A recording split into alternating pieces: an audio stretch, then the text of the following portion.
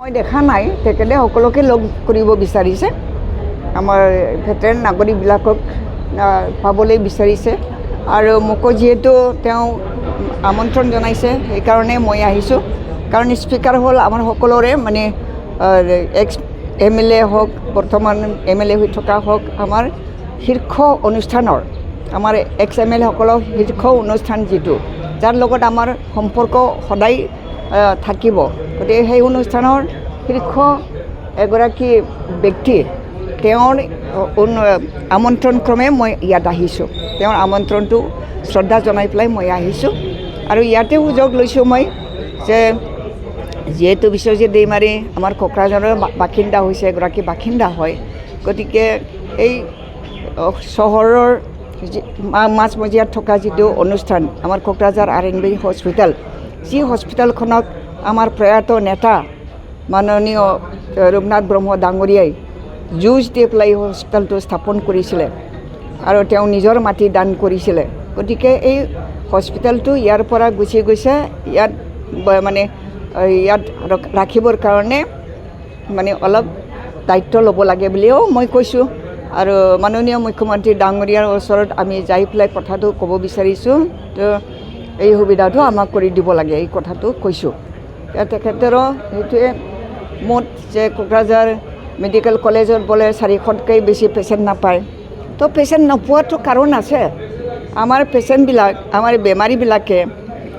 বেমাৰীবিলাকে তাত এডমিট হ'লে ভাল ট্ৰিটমেণ্ট পাবৰ কাৰণে সকলোৱে আশা কৰিছিল না বাঞ্ছা কৰিছিল সকলোৱে ইয়াতে আমি ভাল ট্ৰিটমেণ্ট পাম ডাক্তৰবিলাক আহিব ভাল ডাক্তৰ আহিব প্ৰফেচাৰ আহিব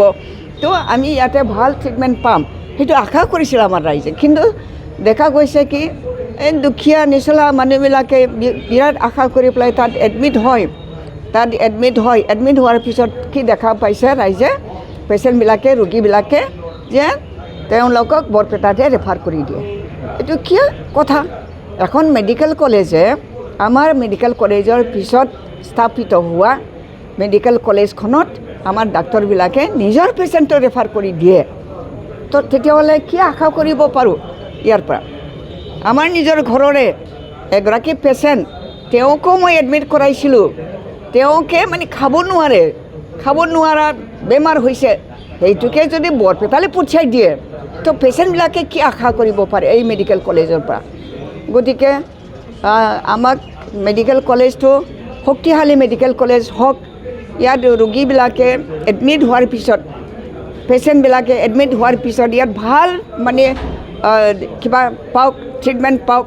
চিকিৎসা পাওক সকলোৱে যদি ইয়াতে মানে ভাল হৈ পেলাই ৰোগীবিলাক আৰোগ্য লাভ কৰি পেলাই ঘৰলৈ হাঁহি মুখে গুচি আহিব পাৰে এনেকুৱা ধৰণৰ কেপাচিটি আমাক লাগে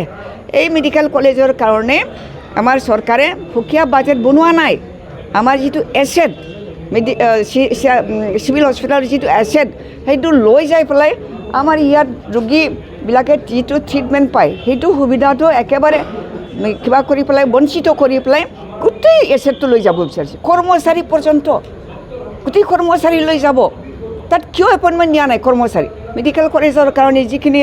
প্ৰয়োজনীয় কৰ্মচাৰী তাক চৰকাৰৰ ফালৰ পৰা সুকীয়া বাজেট বনাই পেলাই তেওঁলোক এপইণ্টমেণ্ট দিব লাগে আমাৰ যি পুৰণিকলীয়া যিবিলাক কৰ্মচাৰী তেওঁলোকক লৈ পেলাই এছেটবিলাক লৈ গৈ তাত মেডিকেল কলেজ চলোৱা বুলি দেখাবৰ কাৰণেহে এইটো ব্যৱস্থা কৰি থকা হৈছে গতিকে আমাৰ আপত্তি আছে